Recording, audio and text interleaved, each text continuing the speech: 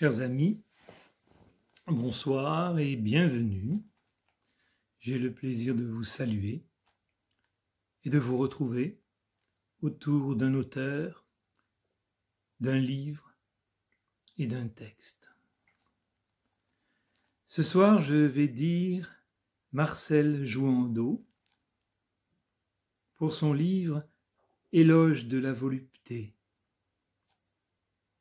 Collection Métamorphose, Gallimard, dans une édition originale de 1951.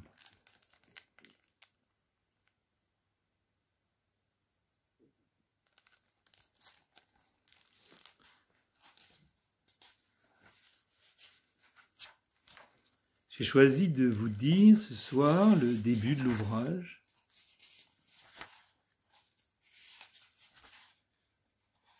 C'est-à-dire le chapitre qui est titré « Considération sur le plaisir ».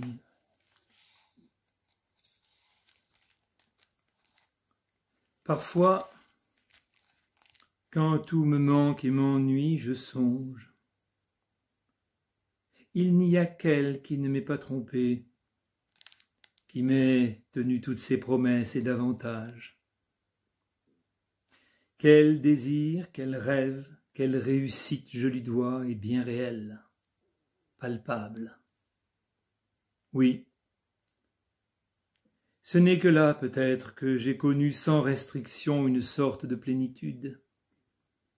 Et s'il m'a été permis de l'élever parfois au-dessus d'elle-même et d'obtenir d'elle plus que ce qu'on est en droit d'en attendre, si par elle je me suis dépassé et j'ai passé les limites propres à notre espèce et à la nature, quelle gloire pour moi, et quelle ne doit pas être ma gratitude envers toi, volupté, ma seule maîtresse.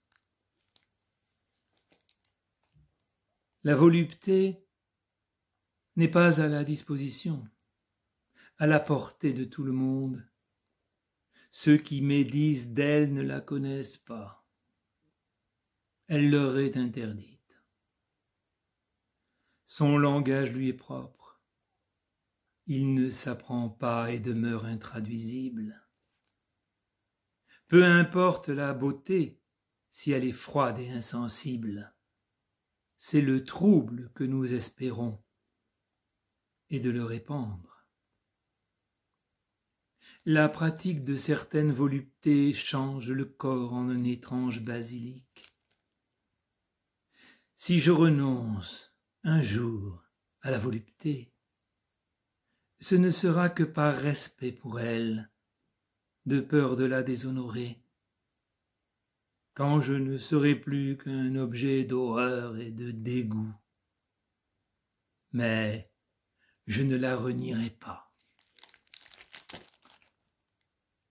Certaines gens s'enivrent comme on tire un rideau pour ne pas voir ce qui va se passer.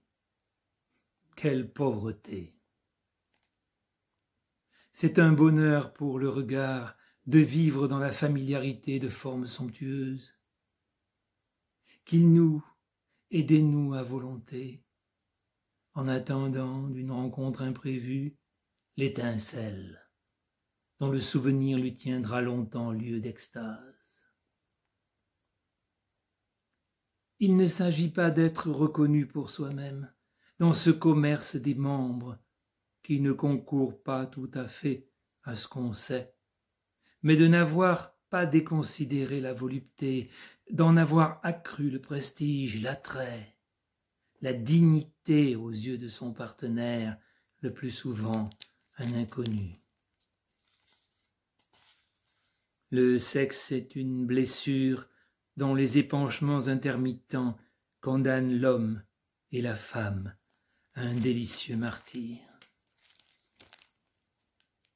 Certains ébats du corps soumettent l'âme, au moins l'exposent à d'étranges complaisances. On se demande quelle contenance elle peut bien prendre en ces moments-là. Sans doute, feignant l'absence, elle se détourne.